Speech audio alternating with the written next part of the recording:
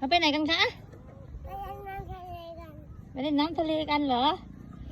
น้องหมีชอบเล่นน้ำทะเลเหรอคะ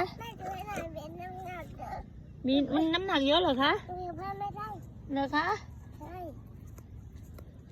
แม่ไม่หายอันนี้ไม่เจ็บเลยสิแกได้ มีแข็งแรงเหรอคะได้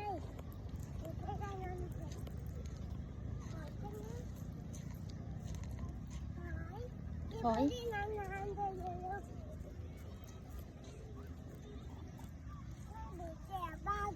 ไม่เจ็บน้องหมีแข็งแรง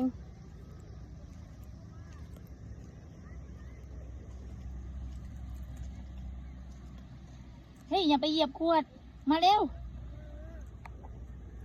เร็วจะถึงทะเลแล้วเร็วทุกคนน้องหมีมาเล่นน้ำทะเลนะคะน้องหมีเป็นเด็กที่ชอบเล่นน้ำทะเลค่ะทุกคนตรงนี้ไงคะเอาบ๊ายบายทุกคนก่อนบ๊ายบายทุกคนก่อนบ๊ายบายทุกคนทุกคนมาเล่นน้ำทะเลกันไหมใครไม่มีชุดอ่ะแม่เหรอน้องบีต้องบอกพ่อแล้วแหละซื้อชุดให้แม่อ่ะจะได้เล่นเพื่อนน้องบีเลยน้องบีต้องบอกพ่อแล้วแหละต้องบอกพ่อซื้อให้แม่แล้วแหละถึงแล้วทุกคน